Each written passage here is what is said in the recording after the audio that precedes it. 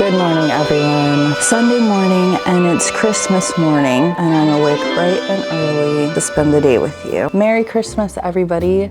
It's the day of joyous holiday. Everyone's with their family. Everyone has stuff to do. But whatever. I'm drinking a nice Turkish coffee with coffee liqueur. I don't know, it kind of feels like I'm day drinking. Well, I'm literally day drinking, but like, since it's a holiday, it feels extra festive, and I'm hanging out with you guys bright and early. So anyways, if you're new to my channel, my name is Kiara. I live in Texas and I'm vlogging to escape reality.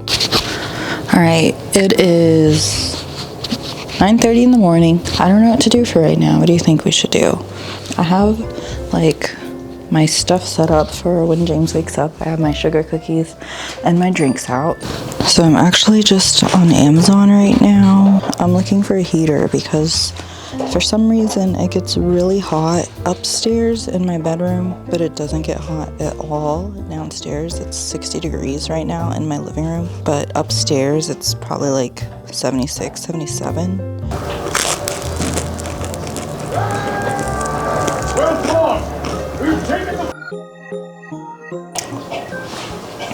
And you have to make sure I look skinny. So we're doing our CBD sugar Christmas cookies that they are now. I have my CBD, which is completely legal in the state of Texas. I put it in this coffee filter because I thought that I would just make like a tea bag out of it and then melt the butter in it and just like let it sit there for a while, like tea, like let it infuse.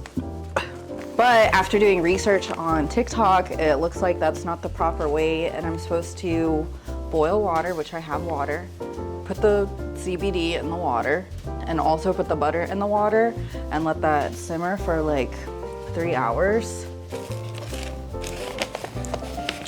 So I'm gonna do that, and I'm just gonna have to rely on the learned fact that the butter and the water is supposed to separate at the end when it cools down, which I'm not too confident about, but it seems easy, so that's, I guess, how it should work.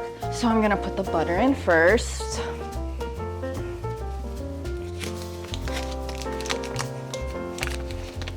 And this is probably gonna take like 3 hours, so we're just gonna do other Christmassy stuff. This feels wrong and like it's probably not gonna work at all, but. So basically, I'm pretty sure it just binds to the fat. That's why if you have low BMI, it's easy to pass those tests because it binds to your fat.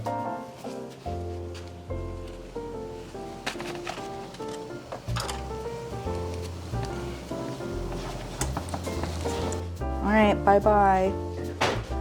But also, and they're not homemade or anything, but I'm gonna steam some tamales because I live in San Antonio. This isn't like of my culture, but I feel like since I live here in Texas,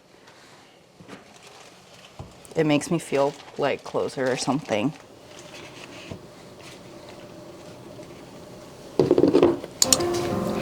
All right, I was starting to get pretty sleepy. I am tired. I went to check on my butter because it kind of looked like it was burning or something. I think all the water like boiled away and then the butter was just cooking because it looked kind of brown. But anyways, I took it off and I'm straining it with my nut bag. But now that it's strained, it kind of looks better.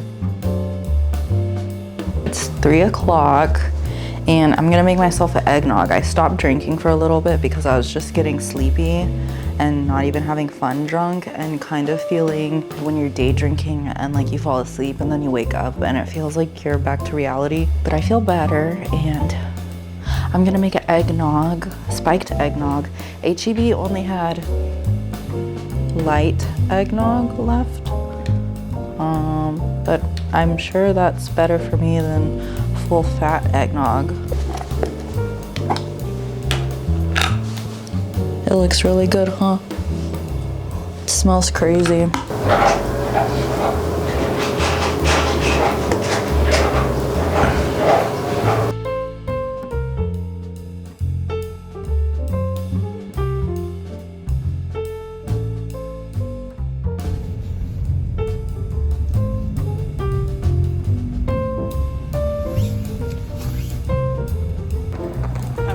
up literally a box of Chinese food.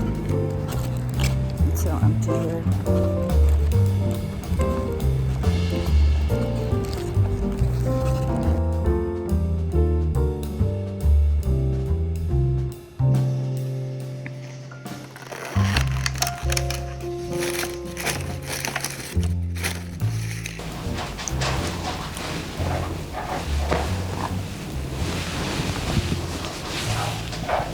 It is 8 p.m. and I am so freaking tired. I can go to sleep right now. In fact, that's why I'm upstairs in my room in my bed. James is playing video games downstairs. All we did was watch Alice in Borderland, like the first 3 episodes. Then I ordered Chinese food, as you saw. And now I'm just going to eat this food while I watch my criminal interrogation videos on YouTube. Didn't make the cookies like I said I would. Should be decorated as minimally as possible, but it appears that Avriana was brought into a soft interrogation room that's usually reserved for victims of a crime or children. Alright guys, so hopefully I'll see you in the morning. So if I wake up tomorrow and make the cookies, I'll see you guys tomorrow morning. If I don't, if I give up, I'll see you guys in the next video. So I'll see you guys whenever I see you next, I guess.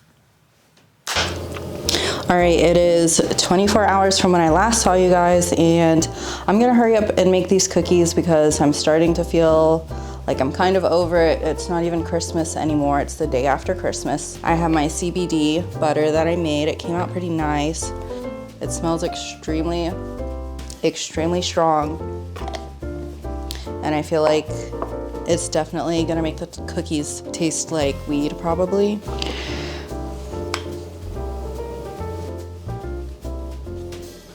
You know what I should have done? I should have posted on my Instagram like questions so I could do a Q&A while I'm doing this right now, because I have nothing to talk about.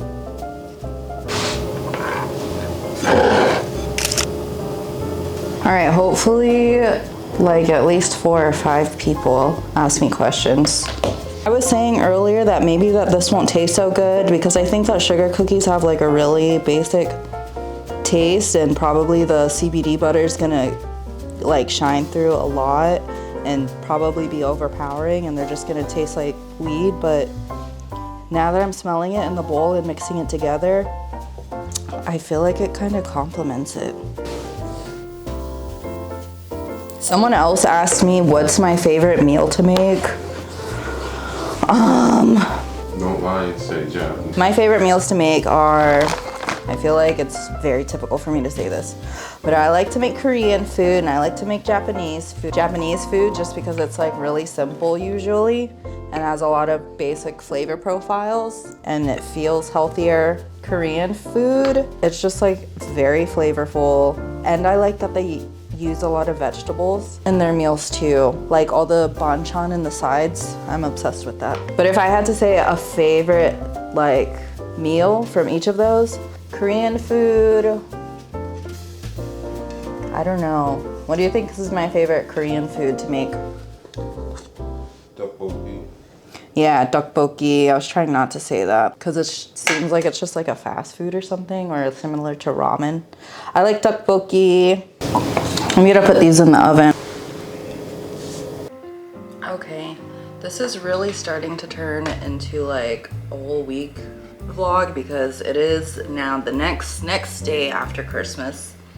After making the cookies and waiting for them to cool, I didn't want to ice them. I just didn't feel like it. I was just over it. But my cookies came out pretty nice, like the shape, Texas, and a Christmas tree. I think I'm gonna do the Christmas tree first. So surprisingly, a lot of people, or I got quite a few questions on Instagram, and I'm excited about that. Yeah, you guys actually interacted and responded to me, so that made me happy. How often do you dream? And if you dream, is it lucidity or false awakening? I think I dream quite often, and when I dream, I haven't had a lucid dream in a really long time. When I was younger, I used to be super into like lucid dreaming and sleep paralysis and learning about that stuff. And I would practice lucid dreaming. Like I would have little techniques for me to realize that I'm dreaming. One of them was I would put like an X on my hand. And so then throughout the day, I would look at my hand and see that there's an X. And if I was dreaming and I noticed there wasn't an X on my hand, then that was like a clue that I was dreaming. And like with that method, that's supposed to trigger you into feeling like, into knowing that you are dreaming. But nothing like that has happened to me in a really long time. Also, when I would be lucid dreaming, I didn't know what I was supposed to do. Like all the times that I did become aware, I was like, okay, like I'm gonna dream that I'm rich now, making out with my crush or something like that. But that stuff is super interesting. Like if you practice lucid dreaming all the time during your awake hours, you're definitely gonna lucid dream like when you fall asleep. They said marry, fuck, kill Hisoka from Hunter x Hunter, Levi from Attack on Titan, Zenitsu from Demon Slayer. That's like the wildest question I got, and it's hilarious and I love it. I've never seen Hunter x Hunter. I've also never got super into Demon Slayer. I've only watched the movie and seen like the first half of season 1 for Demon Slayer. Based off of what I kind of know, I'm gonna marry Zenitsu. No, you know what? If I marry him, are the other characters still gonna be like relevant like in this world? I was gonna say I'm gonna marry him because I know he's in love with Nezuko. He's really a scared, timid, fearful person, but like when Nezuko needs him, like his true power and ability comes out. And so I was thinking like, oh, that's hot. We can work through things together and I can help him. And he seems really sweet and pure for like loving her that much. But also, if I marry him, is Nezuko still gonna be around? Levi, he's really cool. Like I think he's a badass, but he's really short and that kind of freaks me out. Kind of thinking kill Levi just because like how tough is that? Like I killed Levi, the most badass fighting character. So I'll kill Levi. And Hisoka, I almost know nothing. I just know his aesthetic. I know he's like an androgynous Joker type, smooth, slick Rizzler. And I want to say I'll fuck him because that sounds hot. He sounds like really fun. And he looks like he's like 7 feet tall. I mean, he's like literally wearing makeup, but it comes off in like a really cool Dennis Rodman type of way. Another question I got was TikTok or YouTube? Like which one do I prefer using? I like to use them both. TikTok and YouTube are extremely, like I like them for a lot of different reasons. YouTube, you can be as creative as you want. Like you can make a vlog and the format can be however you want it, which is really awesome. It's like non-traditional video editing and I like that. The format can be whatever you want. You can make your own show. The show doesn't even have to make sense. The only reason I got into, like super got into YouTube is because when I was working from home, I would just be dead bored sitting at my desk. But yeah, so I would just be dead bored at home watching Jersey Shore in the background, and then I just started going on YouTube and trying to find other people who were like super bored and just seeing what their day was like. It could be like the most boring person doing the most mundane stuff for 30 minutes on a YouTube video, and I just started enjoying it because it's, I don't know, it's like extremely relatable. You're literally watching someone do exactly what you do, even if it's dumb or silly or cringy or boring. You're like, and I like that aspect of it too, the cringiness, because I'm really fucking cringy on here. Like I'm sure you can tell that I'm trying to be appealing or I'm trying to be charismatic and it just doesn't come across right, or you can tell like when I'm not being genuine or authentic. And I can see that too when I'm watching YouTubers, and that's what makes it cringy. But I really like seeing that side of people for some reason. I don't know why, because when you see that stuff, you're just like, it just makes you, or it just makes me feel like, yeah, that person is trying to do their best like I do in my life. I don't know. I just like watching. That's what I like about YouTube. And now I have my favorite YouTubers that I like to watch. I really like World of Extra. He's like a really good YouTuber. He's not cringy or inauthentic at all, and I aspire to be like him. Shut the Fuck Up Matthew, or STFU Matthew. He's one of the people that I thought was so cringy watching him, but now I feel like I got to know him through his videos, and I really like him, and I really enjoy watching him like do his best to be himself online. Obvious ones are like Drew and Enya. They don't make vlogs as much, and I used to not like be into their podcast, because at first I was like, okay, I get it. It's two indie alternative people who are like funny and they're best friends, and they're two people who wouldn't conventionally do YouTube, and they're super self-aware and super satirical and super, you know, sarcastic and like Andy Kaufman-esque their humor is. I was like, okay, I get it. Like, that's their archetype or whatever. So I was like, I'm not watching the podcast because I already get it. But then I started watching the podcast, and yeah, that's exactly what the podcast is, but they're really good at it, and it's really fun to watch. So I also recommend Drew and Enya. They have their own vlogs, but also they do a podcast together called Emergency Intercom. Sierra Ann, she's this mixed girl from Alabama. She's also very like, I don't know how to describe her style. It's very cutesy, alternative. I don't know if alternative is the right word. Uwu, like cutesy uwu alternative. I don't know. I'm really bad at genres. I feel like there's like such an insane amount of genres that it's really hard for me to like pinpoint things, because I know there's always going to be one that's like even more accurate. And all these people that I'm watching, I feel like everybody should watch them, but maybe I'm biased because I don't know, I just like them, and I don't have anyone to talk to about them because none of my friends are super into YouTube like that. But anyway, she's really cute. She's plus sized, which I relate to a lot, and she lives a mundane everyday life in Alabama with her husband, and I fuck with that. And so those are my tops right now. Also, this is a side note, my dream last night, I think it's just because I've been trying to be super serious about YouTube, but Drew and Enya were in it, and they were also serial killers, and they only fucked with each other. Like, they wouldn't kill each other, but they would kill anybody else. In my dream, they like had it out for me, or I was with them or in the vicinity of them, and I was always like really scared, like and trying to make jokes with them so they wouldn't kill me, but I could just tell. Also, in my dream, Drew was fingering Enya, which is just hilarious if you watch Emergency Intercom or know how they are, but I thought it was fucking funny. He was fingering her, and then he was like making it into a joke, which I'm sure that's just like my perceived thoughts about them being projected and played back to me in my brain of what I think about the relationship, but still, it was just hilarious. And then TikTok is just fun because same thing, since you have like a micro format that you have to work with in TikTok, you can make like your own really cool edits, or just like really, I feel like it's easier to get someone to watch an artistic short film in TikTok than it is on YouTube, and I appreciate TikTok for that. And it's also just a lot more interesting when you see something that's like kind of artsy and not the typical funny.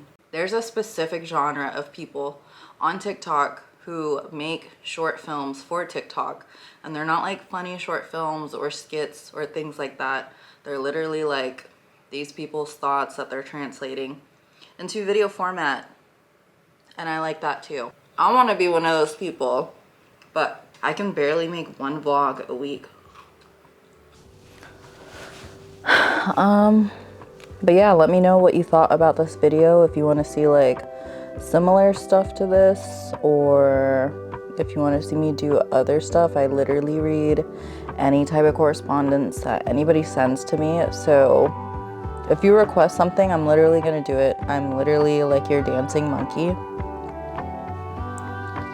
Okay, I'm not gonna say that. I'm not your dancing monkey, but I will literally do what you want. I want to make you happy. I like making these videos, and I want to make what you guys want to see. So please just let me know. And thank you so much for watching my video. Merry Christmas, happy holidays, everything like that.